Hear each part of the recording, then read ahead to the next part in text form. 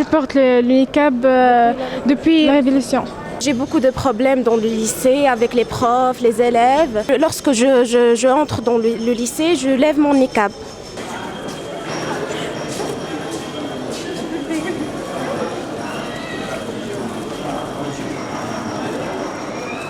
On a lu des livres et voilà, on a compris que le salafisme c'est l'islam et voilà.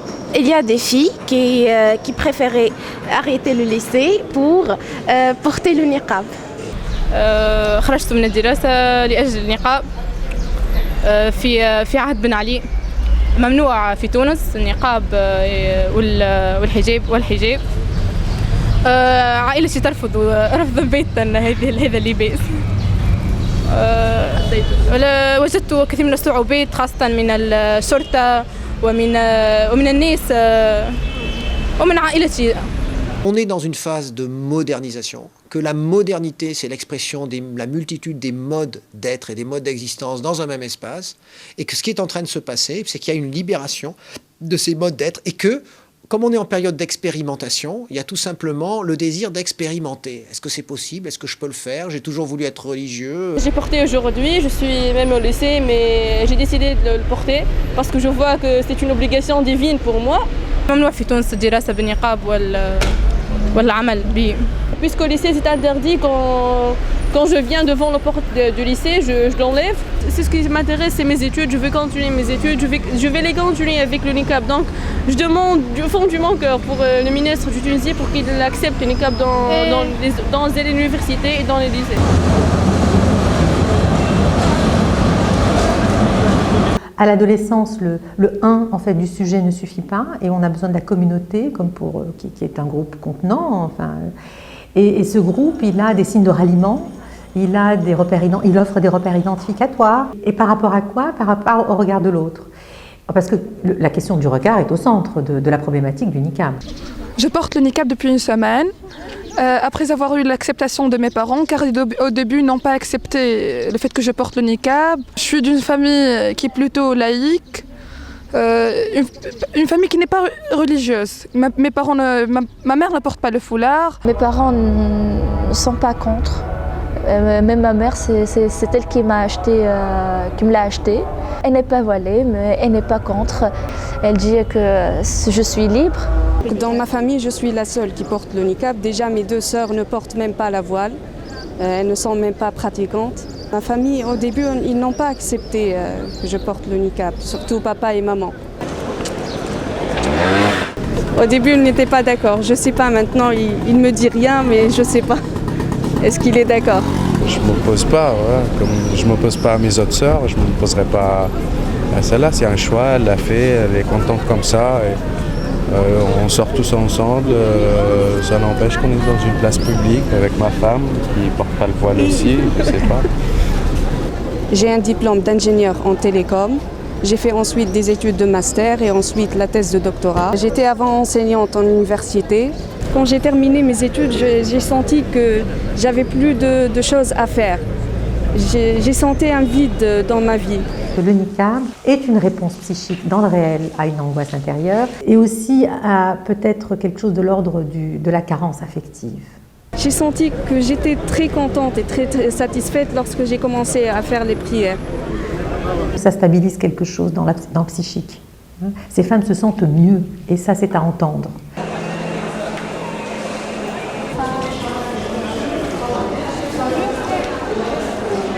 منذ بعد الثورة 14 janvier je porte le niqab alhamdoulilah et je suis très contente. Qu'est-ce qui s'est passé au Maghreb et en Tunisie en particulier, et d'abord en Tunisie d'ailleurs, eh bien c'est qu'on a vu émerger une classe moyenne.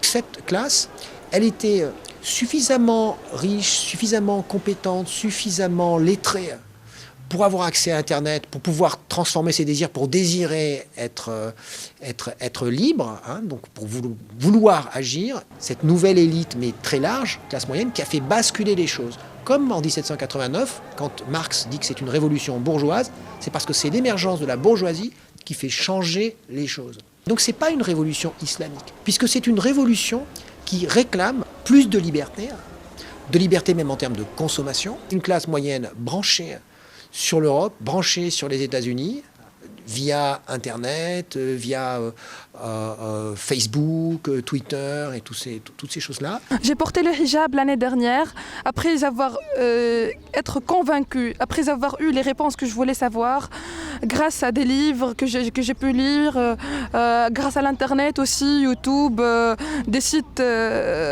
qui donnent des explications du Coran et tout. Avant 5 ans, je portais même pas le voile et j'étais pas pratiquante. Ouais. La vérité est que avant que je porte le niqab, j'étais une personne comme toutes les personnes. Même, j'avais pas une tendance à être une personne religieuse. C'est une stratégie de séduction. C'est une forme d'esthétique dans ces communautés-là. Le niqab et le voile peuvent entrer dans le cadre d'une stratégie de mariage. En fait, je dis dans mon livre que je rappelle que l'âge moyen du mariage d'une femme en Tunisie se situe autour de 30 ans. C'est 29 ans et quelques. C'est très tard. On porte le niqab, on porte le voile comme un signe lancé à l'autre, qu'on fait partie de cette communauté, et c'est une manière de trouver un mari. Je ne suis pas mariée et c'est mon propre choix. Le niqab, en fait, il permet aussi, en tous les cas, de retrouver une sorte de consistance, de densité narcissique. Voilà. On existe. Ce sont des personnes, des femmes, qui ont le sentiment de ne pas avoir existé. Et elles existent aujourd'hui dans le regard de l'autre et dans une communauté. Je suis une autre femme. Aujourd'hui, le jour avant, j'étais totalement bizarre. Je me dis pourquoi j'avais pas le courage de porter le niqab, pourquoi les autres portent, alors pourquoi j'aime pas mon Dieu. Si je l'aime, je fais tout pour lui. Si j'aime mon Dieu, je fais tout. Je sacrifie pour tout. Vraiment, je perds tout pour lui. Ça m'a beaucoup aidé dans ma foi. Ça m'a avancé, ça m'a prouvé que Dieu mérite qu'on sacrifie pour lui. Elle parle de sacrifice. Vous savez, quand on est dans le sacrifice, parce que sacrifier à Dieu, donc on voit bien, en fait on récupère quand même quelque chose, c'est une sorte de dette impayable. Donc après, l'homme est redevable de tout, et très souvent, l'effacement dans l'espace public se traduit dans la sphère du privé par une reprise de pouvoir. Elle a le pouvoir en privé. Cette femme, elle a mis une câble. Que peut-il de demander d'autre? C'est pour ça que je dis qu'elle récupère du pouvoir dans l'espace privé, parce qu'elle relativise le mari, en fait. Parce que qu'est-ce que c'est qu'un mari, qu'un homme ordinaire devant l'amour de Dieu?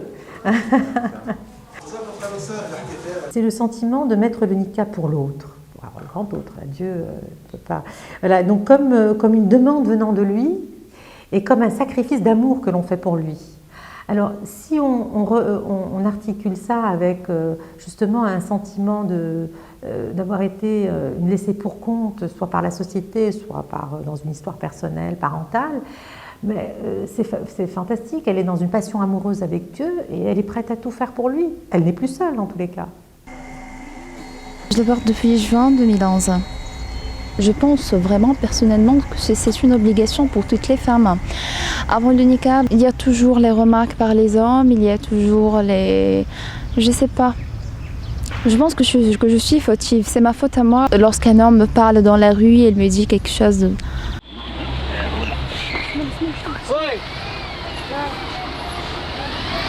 La forte culpabilité que portent certaines femmes et auxquelles ont contribué évidemment des problématiques familiales, mais aussi le discours culpabilisant des mouftis, des chaînes satellitaires. Je trouve que c'est destiné pour toutes les femmes musulmanes parce que ça protège la femme des insultes dans la rue.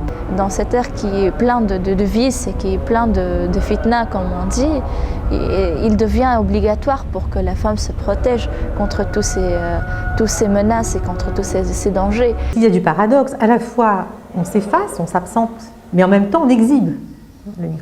À la fois, on accroche le regard, mais à la fois, on se protège d'un regard qui pourrait être agressif, intrusif. Il y a plusieurs problématiques, mais il y a une haine du corps. On la retrouve, une haine du corps et de la féminité. La haine du corps peut prendre plusieurs formes, dont le culte de la pureté. Parce que le corps n'est jamais pur, n'est jamais sain. Le corps est traversé de pulsions. le corps, dans le corps, il y a beaucoup d'orifices où le désir passe, où les pulsions, etc. La haine de la sexualité aussi. Ça rejoint le narcissisme. On retrouve cette idée de la pureté. Que je dois cacher les yeux. Et même moi, je suis convaincue que les yeux, c'est attirant chez la femme. J'ai rencontré en fait une femme qui se voile le visage. J'ai rencontré dans le mosquée et j'étais très fascinée par cette femme qui couvre le visage et j'ai parlé avec elle. Elle m'a dit qu'elle travaille dans le ministère de l'Agriculture et elle m'a dit vous êtes très belle, vous avez le visage très attirant en fait, vous devez couvrir le visage. Elles ont de la valeur parce que ce niqab est quand même idéalisé dans les milieux fondamentalistes. Elles rejoignent une image idéalisée de la femme et donc il y a une plus-value narcissique à laquelle elles n'ont pas envie de renoncer pour le moment. يجب أن تكون هكذا أمام زوجها فقط. زوجها صمغي زوجها فقط. أما إذا خرجت من البيت يجب أن ترتدي لبس محتشم. أنتم تعرفوا أن المرأة هي جوهرة ويجب أن تصان. الله سبحانه وتعالى صانها. فقط. C'est tout. Il y a une métaphore qui revient dans le discours dogmatique des Munaqabet, à savoir la métaphore de la perle ou de la pierre précieuse sauvegardée donc dans son étui, si l'on peut dire. Donc le niqab serait l'étui qui garde intacte cette perle qui est la femme. C'est une conception narcissique de soi-même. Dans l'imaginaire, elle rejoint, bien sûr imaginairement, elle rejoint une sorte de période des femmes du prophète, on pourrait dire. Les femmes du prophète Mohammed sallallahu alayhi wa sallam portaient avant ce type d'habit-là. Je voudrais le ressembler. النقاب فرض بالنسبة لي أنا فرض علي رب العالمين وهو طاعة في حد ذاته واقتداء بالصحابيات اللي هما زوجات الرسول ونساء الأنصار في السابق. Elles bénéficient d'un statut particulier, les femmes du prophète. Et ça fait référence à la sourate 33, ça. Je ne me rappelle plus le verset, si c'est le verset 30 ou le verset 33, dans lequel il est dit que les femmes, les épouses du prophète et ses filles devaient justement, pour se distinguer des femmes du commun, se voiler totalement. Je ne vois pas pourquoi les femmes que nous sommes auraient la prétention, c'est un manque d'humilité pour moi, la prétention que de ressembler aux femmes du prophète. Parce qu'elles avaient un statut très particulier. Et je dis encore la preuve, on n'avait pas le droit de les épouser. Après la mort du prophète, personne n'avait le droit de les épouser. Donc pour moi, c'est très limite en fait, en termes d'humilité, que de vouloir leur ressembler, parce qu'on n'y arrivera jamais. Les juristes font un distinguo entre les femmes de condition libre et les femmes de condition servile. Les femmes de condition servile, il leur est interdit de se voiler. Il leur est absolument interdit de se voiler. Le voile est beaucoup plus ancien que l'islam. Un assyriologue comme Jean Bottero parle de la Mésopotamie ancienne. Une femme de condition libre, on pouvait difficilement admettre qu'elle puisse circuler le visage découvert. C'était inadmissible. Parce qu'elle avait sans doute quelque chose à défendre que n'avait plus ou que n'avait pas la femme de condition servile, qui était souvent assimilée à une prostituée. Je ne vois pas l'importance de la vie des gens, de ce qu'ils pensent de moi, parce que je suis un Batman qui passe dans la rue, je suis un épouvantail ou je ne sais pas quoi, ou une boîte à lettres. Mais c'est des choses horribles, je sais, mais je les ignore. Vraiment, on souffre trop, wallah. Même notre famille, même de l'entourage, du lycée, je sais pas quoi, wallah. On souffre trop, ils disent trop, ils nous insultent, ils nous disent des injures. Il dit c'est quoi ça, c'est quoi ça. Ah bon, on s'en fiche, nous on s'en fiche parce qu'on sait bien qu'on est dans le chemin, dans le droit chemin. On sait bien que Allah est avec nous, on sait bien qu'on est vraiment... je dis pas ça, mais qu'on est vraiment extraordinaire parce qu'on a souffert ça, parce qu'on avait 16 ans et 17 ans et qu'on a fait ça. Mais je demande seulement, je demande qu'il m'accepte et je demande qu'une femme qui passe devant moi, elle me sourit, non pas elle me regarde comme ça, comme je suis son ennemi. On n'aime pas ça, on est des jeunes ordinaires, on s'amuse entre nous, on fait tout, on fait des conneries, mais on a des délires. On fait des délires, on fait tout. Pourquoi ils disent ça? Pourquoi ils disent qu'on n'est pas bien? Pourquoi? On est des jeunes ordinaires, on s'amuse entre nous, on déconne, on délire. Bon, moi, je trouve qu'on ne peut pas être plus explicite. C'est-à-dire, vraiment, elle demande que l'on ne s'arrête pas aux signes, qu'elle montre avec provocation, qu'elles exhibent le niqab. Elle demande qu'on ne s'arrête pas tout en l'affichant. Elle demande en fait qu'on ne réponde pas à la provocation, mais c'est exactement ce que demande l'adolescent. C'est qu'on ne réponde pas à sa provocation par une réponse, on dirait une réaction. Comme un parent qui supporterait l'excès de son adolescent en attendant que ça passe. Toute la provocation de l'adolescent, par exemple pour les parents, c'est ça, c'est de provoquer, d'agresser, et l'adolescent, ce qu'il demande, c'est justement qu'on n'y réponde pas, nécessairement en tous les cas.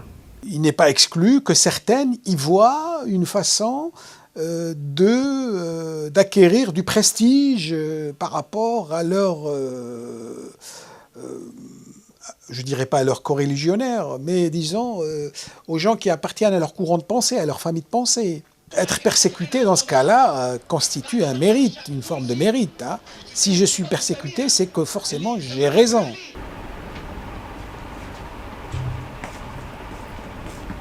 Pourquoi on arrivait à voir des jeunes filles qui portent le hijab? C'est par réaction, d'après moi. Par réaction, pourquoi? Parce que nous avons vécu en Tunisie 2 décennies de négation de l'islam en Tunisie. Il y a eu quand même beaucoup de censure, enfin c'est clair. Les gens ne pouvaient pas exprimer ce qu'ils souhaitaient. La religion, elle a quand même été drôlement malmenée. Enfin, les femmes n'avaient pas le droit de se voiler. J'ai une cousine, par exemple, pendant les années Ben Ali, elle a fait sa photo d'identité, pour sa carte d'identité, et puis on lui a dit va t'habiller en tunisienne, parce qu'elle portait le voile. Donc c'était quand même ça, en fait. On est passé, c'était cet extrême-là. Tout était interdit, en fait. Il y a eu des femmes qui sont fait aussi malmenées par la police parce qu'elles portaient le voile, etc. Donc on arrive de ça, on revient de là. Donc je pense que c'est normal qu'il y ait une expression comme ça, un peu de la liberté religieuse. La révolution a joué un rôle, car avant même être une personne qui fait la prière, tout simplement, juste la prière, elle avait des problèmes. La police... Il faut se départir de cette imagerie que le régime de Ben Ali empêchait toutes les femmes de porter le voile. Ce n'est pas vrai. Il y a des trucs horribles qui arrivent dans les prisons tunisiennes avant. C'est pour ça, tout le monde avait peur de la religion. Une personne religieuse, elle faisait peur même. En tant qu'enseignant, je peux témoigner que même au temps de Ben Ali, plusieurs étudiantes pouvaient entrer à la fac, pouvaient assister aux cours, y compris au mien, et qui étaient voilées. Parce qu'il y a eu la révolution, les voilés se sentent plus libres de se montrer en public. Il y a une plus grande visibilité des voilés dans l'espace public. Le voile, les voiles, disons, parce qu'au pluriel, il y a plusieurs types de voiles, sont une réaction identitaire contre une politique de sécularisation et qui plus est, une politique qui prône l'interdiction au niveau des discours ou bien au niveau des textes de loi. N'est-ce pas? Et c'est contre cette politique qu'il y a une recrudescence des voiles. Mais peut-être qu'il y a ce plaisir de l'exhibition aujourd'hui, ce plaisir qui est bien naturel, de vouloir exprimer quelque chose qui était réprimé, qu'il ne fallait pas trop montrer. La question des voiles, à mon avis, devrait être réglée par le dialogue et par aussi la banalisation, pas par la stigmatisation. De toute façon, le voile se banalise dans l'espace public. Et plus il se banalise, plus il se dilue, il n'y a plus donc cette résistance et ce repli sur soi. En février, j'ai pu aller en Tunisie juste après la révolution, donc un mois après. Effectivement, tout de suite, on a vu j'ai vu des femmes gantées, en niqab. J'étais très très surprise en fait par ce nouveau phénomène. D'autant qu'en Tunisie, dans les habits traditionnels, il y a la possibilité de se voiler intégralement avec ce qu'on appelle le sefsel, cette espèce de grand drap blanc qui vient voiler tout le corps et le visage aussi si on le souhaite. La seule tradition nationale que nous connaissons, c'est celle du safseri, c'est-à-dire de l'habit blanc qui ressemble, si vous voulez, au niqab d'une certaine façon, mais quand même il est beaucoup plus élégant et de toute façon blanc. C'est la femme traditionnelle qui le portait, mais qui n'est plus portée aujourd'hui. Il n'y a pas longtemps, au Maghreb, ce qu'on appelle niqab était la règle la plus répandue il y a 50 ans, 60 ans. Dans les années 50, 1950, c'était la chose la plus répandue qui soit au Maghreb. Les femmes ne circulaient pas le visage découvert. La circulation des femmes, le visage découvert, est intervenue après les indépendances. Pour moi, le niqab, c'est une forme d'importation des Émirats du Golfe, voire même une forme de c'est néocolonialisme, c'est une colonisation de nos esprits. Il nous impose un modèle de consommation, et y compris un modèle de consommation de la religion. C'est très, très problématique, à mon sens, ce qui nous éloigne totalement de nos rites. Cette étoffe, ce vêtement, est étranger à nos contrées. Et il a été introduit, si vous voulez, dans le cadre d'une entreprise de wahhabisation de la Tunisie, me semble-t-il maintenant avec du recul, qui est faite par des prédicateurs religieux, des islamistes, par un islam politique, par les salafistes. Dans le voile intégral, on a une interprétation religieuse encore plus stricte de type salafiste, de type wahhabite. Il y a la référence religieuse, mais il n'y a pas que la référence religieuse. Le problème est complexe, c'est la question d'identité qui est au cœur, et tout autour, il y a des aspects comme le rapport homme-femme, comme le rapport au corps, comme le rapport à la société, comme le repli communautaire que l'on voit dans toutes les religions, dans le judaïsme, dans le christianisme. Il est plus visible en islam, vu le défi que vit l'islam, vu la crise que vit l'islam à l'époque contemporaine. Il ne faut pas trop surdéterminer la fonction religieuse, le rapport au religieux.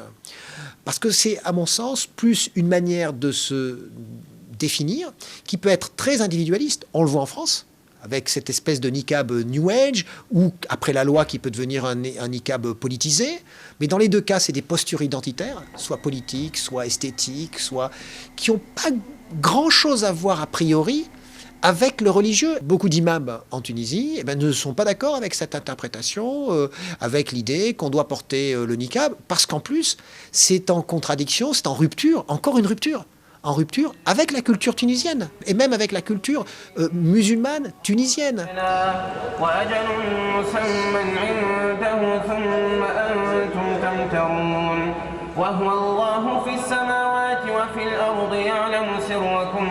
Ce niqab n'est pas de la tradition tunisienne, ni de celle de l'Afrique du Nord.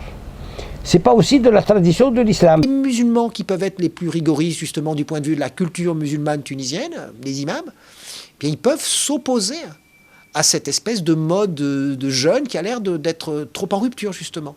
Ou bien elle veut être active dans la société. Et la dame active dans la société doit se découvrir le visage et ne pas porter le niqab. Si elle cherche ou elle choisit à rester chez elle, dans sa maison, c'est son affaire à elle, elle peut le faire, et elle portera les vêtements qu'elle voudra. Mais si elle choisit d'être active dans la société, il faut se découvrir le visage. Parce que le seul lien entre nous, c'est par le visage. Moi, en tant que prédicateur, je dois dire à mes filles qu'elles devraient ne pas porter un niqab pour pouvoir intégrer la société et la changer. Nous voulons changer la société où nous vivons. On ne change pas cette société-là par le niqab. On la change par le dialogue avec autrui. Je crois que ces jeunes filles s'intéressent à leur comportement personnel. C'est bien, mais ce qui manque, c'est de s'intéresser au développement de la société. Mes sœurs, dans l'islam, doivent comprendre qu'elles doivent s'intéresser aux deux côtés, le côté personnel et le côté social de l'islam qui est méconnu jusqu'à maintenant. La Tunisie, elle a un besoin d'expression. Moi, ce qui m'a vraiment surprise quand je suis arrivée en Tunisie au lendemain de la Révolution, c'est ce besoin que les gens avaient de parler, quoi, d'exprimer. Donc l'avenue Bourguiba, par exemple, à Tunis, elle était pleine de gens, ils faisaient des meetings. Il y avait des meetings politiques tous les 50 mètres, quoi, en fait. C'était impressionnant. Il y a cette soif-là, et je pense qu'elle est compréhensible et complètement légitime. Et après, elle prend différentes formes. Donc elle prend la forme de la société civile, elle prend la forme aussi des salafistes qui ont été peut-être brimés dans leur foi à un moment donné.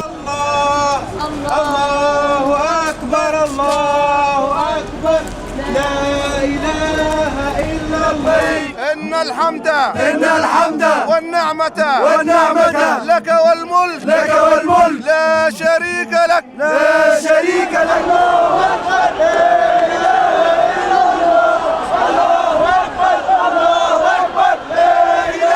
Le salafisme est venu en Tunisie dans les années 90 plutôt. Il a profité de deux événements.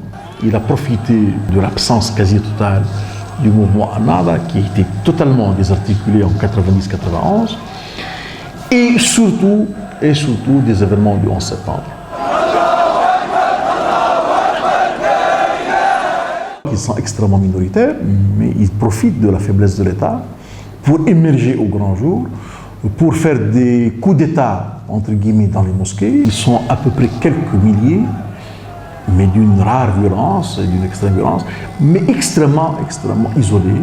Même les gens ordinaires, les gens qui vont à la mosquée, ce qu'on pourrait appeler le peuple de la mosquée, les a en horreur. Les Tunisiens n'étaient pas habitués à ces formes dures et extrêmes de la religiosité. Je crois que la religion est très présente dans notre pays, comme dans la plupart des pays arabes, mais d'une certaine manière. Le Tunisien se considère comme étant un musulman, mais bon vivant. Et même s'il est conservateur, il n'aime pas les formes extrêmes, il n'aime pas la violence. Pour moi, on doit dire que je ne suis pas d'accord avec la démarche que suivent les salafistes et surtout ceux qui prônent le port d'armes, qui veulent agresser les gens. Eh bien, je ne suis pas d'accord, ce n'est pas l'islam, et ce n'est pas la civilisation, et ce n'est pas la citoyenneté.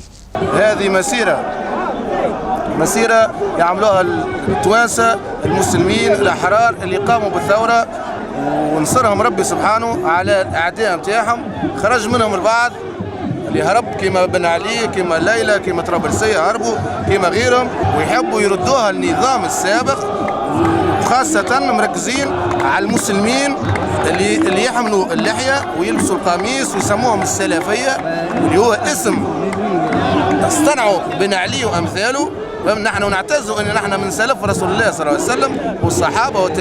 Ils se réclament des salafs, c'est-à-dire des premiers musulmans, mais en réalité l'interprétation qu'ils font, c'est une interprétation qui date du IIIe siècle de l'Hégire. Donc ce n'est pas du tout des premiers musulmans qu'ils peuvent se réclamer. Hein. Même si, bon, ils s'appuient sur des textes qui sont attribués au prophète ou parfois à des compagnons du prophète. Wallahu akbar, takbir! Allahu akbar, takbir! Allahu akbar, takbir! Allahu akbar, takbir! Allahu akbar, labbaik Allahumma labbaik! Donc ce sont avant tout des gens qui sont préoccupés par la vérité d'une certaine façon. La vérité dans l'interprétation. C'est-à-dire qu'ils prétendent où ils soutiennent que leur interprétation est la seule interprétation qui soit vraie. C'est une façon de penser qu'ils reviennent à la religion pure des origines. Ce sont des personnes qui se réclament en fait de la tradition prophétique avant même son interprétation. C'est-à-dire que, bon, on peut trouver dans la tradition prophétique des textes en faveur du voilement du visage. Il en existe. On trouve par exemple des textes en faveur du voilement, si je puis dire, des mains. Le fait de porter des gants, par exemple. On trouve cela dans des textes attribués aux prophètes. L'amour d'autrui ça ne les intéresse pas. Ce qui les intéresse, comment le prophète a marché, comment le prophète a mangé les pastèques ou a mangé le melon. Pour moi, ça ne change rien. Et le prophète n'est pas messager de Dieu pour nous instruire comment manger les melons. Ce n'est pas l'affaire des prophètes, ça. Ce n'est pas l'affaire des messagers de Dieu. L'affaire des messagers de Dieu, c'est d'inculquer à l'humanité des principes qu'ils doivent suivre et que l'islam soit l'égalité entre les gens, l'amour entre les gens, la justice entre les gens et penser à autrui. C'est ça l'islam. Je ne comprends pas comment ces jeunes salafistes ne pensent pas au présent et ne pensent pas à leur futur. Ils marchent et leur visage est vers le derrière. Ils regardent derrière eux. Ils ne regardent pas devant eux.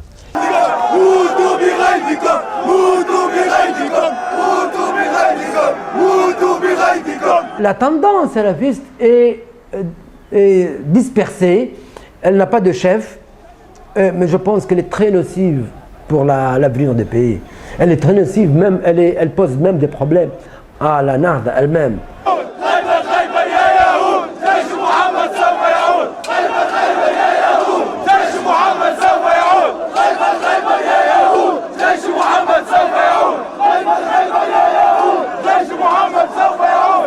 Le salafisme djihadiste existe et il est minoritaire. Le gros des tendances politiques ne sont pas des tendances violentes. Donc je dirais que le dossier salafiste en Tunisie, c'est une menace marginale et c'est une affaire de police. C'est une période révolutionnaire et comme toute période révolutionnaire, c'est une période instable. C'est une bonne nouvelle que ce soit une période instable. Ça veut dire que personne n'est arrivé aujourd'hui à verrouiller le régime. Donc c'est pas inquiétant du tout. Ces jeunes sont dans la plupart des gens qui étaient hors du rang de l'islam. Et ils se sont convertis, disons. Ils sont convertis de façon très rapide. Et ils croient que s'ils viennent de l'extrême gauche, ils doivent intégrer l'extrême droite. Ils viennent de l'extrême à l'extrême. Ce n'est pas l'habit qui nous intéresse. Ce n'est pas le port de la barbe ou le port du voile ou du tchador qui nous intéresse. C'est comme si on disait que pour devenir général, on doit porter le costume d'un général. Si on porte le costume d'un général, ce n'est pas suffisant. On doit être tout d'abord général. J'ai en train de terminer le 3e cycle en français, spécialité linguistique. Et en plus,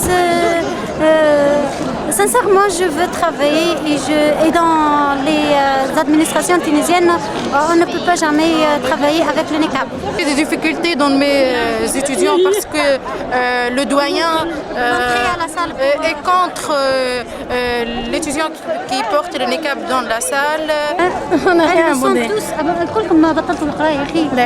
Non, on n'a pas abandonné nos études et c'est tout ce qu'il faut savoir. C'est pour le moment, je veux dire.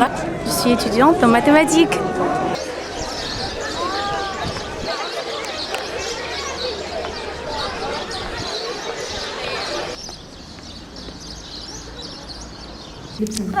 أرتدي النقاب من السنة الفارطة واجتزت امتحاناتي في السنة الفارطة بنقابي معناتها والحمد لله نجحت وفي هذه السنة رسمت بنقابي معناتها تم ترسيمي بالنقاب وكذلك في أول السنة كنت أدرس بالنقاب دون أي إشكال. On a vu des monaqabettes donc de plus en plus dans les rues et à la fac. À la fac, d'abord il y en avait une, puis deux, puis trois, puis cinq.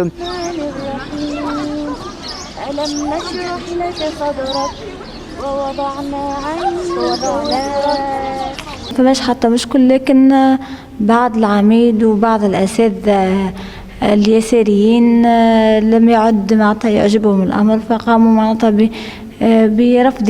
برفض دخولنا داخل قاعة الدرس وداخل قاعة الامتحان مع أننا معناتها قدمنا اقتراحات هي أن أي امرأة لها الحق من أن تتثبت من الهوية وتكشف وجهي معناتها ويمر الدرس عادي معناتها دون أي إشكال. في البداية الأساتذة قبلوني، قليل منهم ما قبلونيش، ومن بعد فما أستاذة مثل يعطيك مثال، أستاذة قبلتني تجي شيف ديبارتمون تخرج الأستاذة ما تقبلهاش. Il fallait travailler avec des gens qui montrent leur visage. Quelqu'un qui veut pas montrer son visage, eh bien il n'a qu'à utiliser, je sais pas moi, les cours par correspondance ou il y a d'autres moyens. نحن طلبة مستقلون عاديون طموحنا الدراسة ورفع راية معناتها تونس لا أكثر ولا أقل. لبست النقاب منذ بداية هذا العام، ولكن للأسف منعنا نحن المنتقبات في هذه الجامعة من حضور الدروس. هناك العديد من المدرسات يرتدون معناها الثياب الخليعة وثياب يعني قصيرة، ونحن لا نهتم معناها. كي ندخلوا نحن المنتقبات للحصص الدرس، ما أول حاجة معناها البروفة ترفض تماما أي طريقة للحوار، ترفض تماما مش تدخل معك في حوار من أول الباب. لا امشي، ديجا خايفة منك، لا ما نحبش نحكي معاك، ما تتحاورش معايا، اخرج، قانون. On leur a dit qu'il fallait qu'elles enlèvent le niqab avant d'entrer en classe, que ce soit pour les cours ou pour les examens, et qu'à la sortie de la classe, elles pouvaient remettre leur niqab. C'est-à-dire qu'on ne l'a pas interdit dans les couloirs, on ne l'a pas interdit dans les bibliothèques, on ne l'a pas interdit dans les restaurants, on ne l'a pas interdit dans la cour. On aurait pu, mais on a dit bon, on va être souple. Bon, mais on l'a interdit juste au moment du cours, au moment, c'est-à-dire du contact pédagogique avec l'enseignant. Moi, je ne peux pas. Moi, franchement, je vous le dis, je ne peux pas enseigner à une personne qui me cache tout son visage. Je ne comprends pas. Moi, je ne le cache pas le mien, il ne faut pas qu'elle me cache le sien, c'est tout. Où se trouve la pédagogie? Dans un amphi qui porte 450 étudiants et il étudie avec le micro, dans les leçons avec le micro. Où se trouve la pédagogie et les dialogues et la communication? Nous, notre seul objectif, c'est juste d'étudier comme tout le monde, assister aux cours, pouvoir passer nos devoirs. C'est ça notre premier objectif. Nous, les profs, on dit on ne veut pas de masque, parce qu'elles l'appellent comme elles veulent, c'est un masque pour nous. Le port du niqab les isole et les met dans une caste qui est inacceptable à l'université. Parce que les étudiants et les étudiantes sont égaux.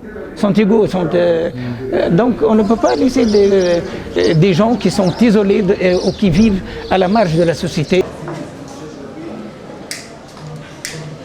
Et on pense, nous les communistes, que le droit de porter des habits comme ça, le niqab ou le hijab, ce sont des droits individuels.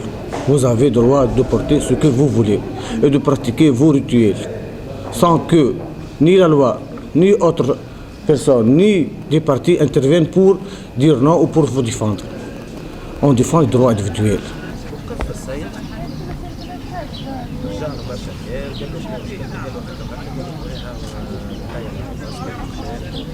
Ces munaqabat qui sont des étudiantes à la fac, ces munaqabat qui travaillent, institutrices, etc.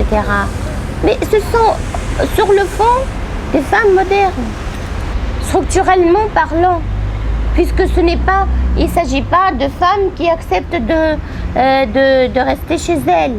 Même les muftis les plus rétrogrades ne peuvent plus défendre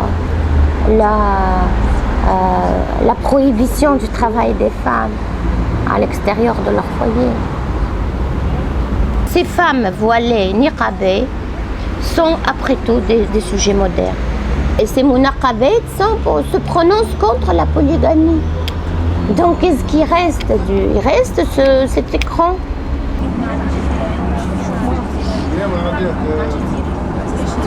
Il me semble que ce sont des professionnels du niqab.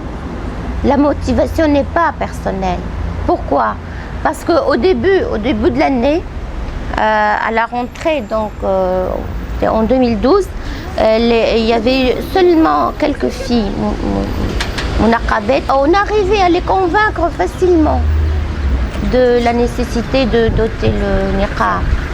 Le phénomène auquel on a assisté l'année dernière était un phénomène totalement différent.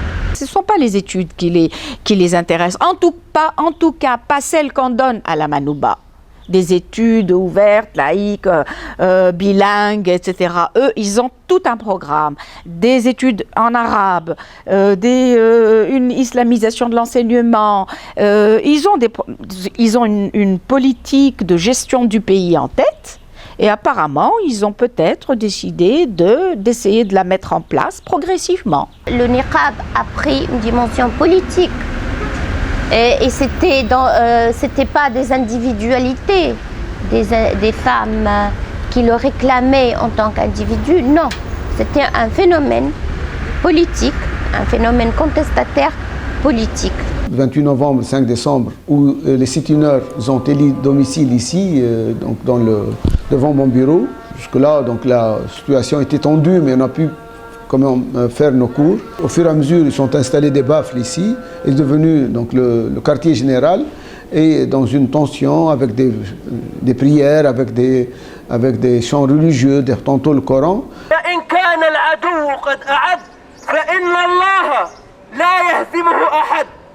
فيا أخي ويا أختاه جدد الإيمان جدد ووحد الله وحد وسدد الصفوف سدد. Le 6, ils m'ont interdit d'entrer ici et j'ai tenté de franchir la barricade, mais je n'ai pas pu jusqu'au jeudi 5 janvier. Donc la faculté était restée fermée administrativement et ils sont restés seuls ici. J'ai mis 1 mois pour entrer dans ce bureau-là. Comment la police n'est pas intervenue sur ce genre d'événements ou ce genre de choses? Moi, j'arrive pas à comprendre qu'on ferme une faculté pendant 1 mois et que ça ne gêne personne. Ça, c'est les choses. Donc il y a quelques éléments. Soit ils sont... la question, c'est soit ils sont vraiment complices, soit ils sont complètement incompétents. Alors il y en a qui diraient que c'est un peu les deux. Moi, je sais pas. En tout cas, ça me questionne. أنا أقول لن أتصارع مع أي طالب لأن أي طالب هنا هو أخي هي أختي لأن لنا نفس المطالب لأن لنا نفس القضايا قضيتي بالدرجة الأولى مع العميد ومع الإطار التربوي الذي لو ربى نفسه لكان خيرا له والسلام عليكم ورحمة الله وبركاته. كنت سابقا سجين سياسي خرجت بمقتضى قانون العفو التشريعي العام ثم أنا قررت العودة للدراسة وحين عودتي للدراسة في هذه الجامعة فوجئت كعادتي بالحرب المسلطة على كل ما هو إسلامي أو كل ما هو يحمل ذرة إسلامية ففوجئنا بمنع المنتقبات من الدخول لمزاولة التعليم أو مواصلة الدراسة وكذلك منعونا من إقامة مصلى في هذه الكلية كي نؤدي فيها الصلاة.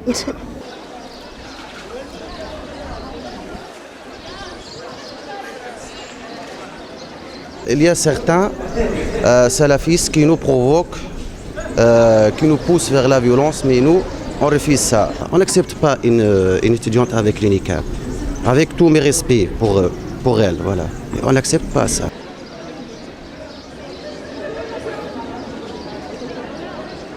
Ces gens-là n'ont rien à voir avec l'islam.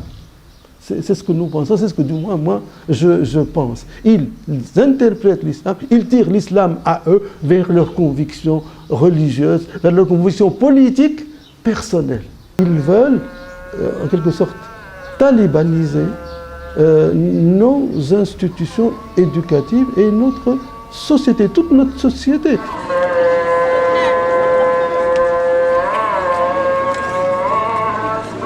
Passer à la Manouba, c'est une question qui a été manipulée un peu politiquement, même par le doyen de la faculté. Et nous avons essayé de trouver toujours une ligne, un juste milieu pour contrecarrer ce problème. Malheureusement, ni le doyen ni ces jeunes très tendus n'ont abouti même en dialoguant entre eux, abouti à une solution parce que chacun, ils sont très loin l'un de l'autre et chacun tire vers lui. Au mois d'avril 2012, tout s'est bien déroulé, tout est rentré à l'ordre, mais j'étais traduit, à ma grande surprise, comme accusé dans une affaire où je pensais être la victime. Les faits remontent au 6 mars dernier, c'est-à-dire 2012. Je vois 2 filles niqabées qui s'installent dans ce canapé-là. J'étais encore debout, en train de signer. Je leur demande qu'est-ce que vous voulez faire, comment vous osez entrer au bureau du doyen sans permission. L'une d'entre elles s'est enfuie. Elle s'est mise ici, la place où je suis. Il a mis à sac mon bureau. C'est elle qui parle seulement. Une hystérie. 3-4 mois après, que voilà, donc on lui a donné un certificat prouvant qu'il y a des traces de gifles sur la joue droite. Donc vous imaginez sur la joue droite, comment voir la joue droite de la joue gauche pour quelqu'un qui est complètement voilé. À partir du 5 juillet, une fois on a requalifié le chef d'accusation, je deviens passible de 5 ans de prison. Maintenant, ce sont les agresseurs qui demandent justice auprès des agressés, n'est-ce pas, ou des agressés. Et le cas de Qasdarl est un cas parlant. Voilà des filles qui l'ont pratiquement agressé, pas physiquement, du moins verbalement, évidemment qui portent plainte et qui sont soutenues par tout un réseau islamiste. Le recteur, il a une position contre Nahda. Donc il veut tout faire pour dire non à Nahda. Donc il a inventé cette histoire de la fille qui a le niqab, mais c'était pas vrai. Dans la Manouba, il y avait un véritable problème. Le doyen de la faculté de la Manouba il appartient à l'extrême gauche. Pourquoi juste à la faculté de Manouba? C'est tout simplement parce que le doyen, c'est pas n'importe qui. Il a son propre idéologie, son propre avis vis-à-vis du niqab. Il veut imposer là à la faculté. De toute manière, ils ne sont pas nombreux. Il s'agit quand même de trois demoiselles ou bien 3 dames qui portent le niqab. C'est pas ça qui va quand même faire un problème au niveau de la Tunisie. Si on va blâmer le niqab, on doit blâmer aussi les autres, ceux qui portent les mini-jupes. Qu'est-ce qu'on va en dire? Donc on ne va pas nous faire échafauder un prototypage des vêtements de femmes. Ce n'est pas logique. Donc ça, c'est la liberté. D'un point de vue du droit de l'homme, moi je considère que le niqab est un droit individuel. Cela ne doit pas empêcher le déroulement normal des études. Il ne faut pas imposer. Les Tunisiens savent qu'ils sont musulmans. Chacun pratique son islam comme il veut. Celui qui met un sefseri, celui qui met un foulard, celui qui met un demi, celui qui met ce qu'il met, un habit traditionnel. Nous avons le malia dans les campagnes. Alors ça reste une liberté personnelle. Celle qui met aussi le burqa, ou bien elle met ce qu'elle veut, rien qu'elle ne présente pas un danger pour la société tunisienne, ça reste dans les cadres des libertés. La bataille du voile a été gagnée de 2 côtés. D'un côté, elle a été considérée comme un devoir. Le port du voile a été considéré comme un devoir religieux. De l'autre côté, il a été considéré comme une liberté individuelle. Entre croire qu'il est un devoir et penser qu'il est une liberté, il y a sûrement une différence, mais le fait que ça résonne dans les esprits de la même manière, que ce devoir religieux soit devenu une liberté, et que ce droit conçu de manière théologique soit repensé dans les conditions de la modernité comme un droit de l'homme, ça a permis justement aux partisans du port de voile de l'emporter des 2 côtés, de marcher sur 2 jambes. Seule la liberté résout les problèmes de société. Le rapport à la liberté, c'est-à-dire accepter l'autre et jouir de ses droits, avoir la possibilité de vivre selon ses croyances et selon ses désirs, en respectant l'autre. La femme voilée, elle est à côté, enfin sur la plage, elle côtoie la femme en 2 pièces. Et d'ailleurs, moi-même, l'été dernier, j'ai pu me baigner en 2 pièces sur une plage familiale, à côté de femmes voilées, ma mère par exemple. Et ça pose de problème à personne et j'ai eu aucune remarque d'aucune sorte, quoi. Donc la Tunisie, c'est ça. C'est-à-dire que tout est possible dans le respect et c'est à la fois un pays moderne et conservateur. Tout l'enjeu démocratique, c'est comment vivre ensemble en s'acceptant. Autrement, c'est la guerre civile. Et je pense que la Tunisie va mettre du temps, mais elle viendra à la démocratie. Je ne crois pas que la Tunisie puisse aujourd'hui accepter une dictature parce que concrètement la population ne l'accepterait pas, une limitation de ses nouveaux désirs. C'est ça qui est important. Nous avons passé maintenant la première session des examens. Aucune fille en niqab ne s'est présentée. Quand elles viennent, elles sont obligées de se dévoiler. Et ça, c'est vraiment pour nous une grande victoire. Notre but, il existe avant tout dans notre patrimoine, à la Tunisie. On veut avoir des droits comme tout le monde. On veut pouvoir étudier, pouvoir sortir, pouvoir travailler. D'ici 10 ans, le niqab ne représente, je ne sais pas, peut-être que je me trompe.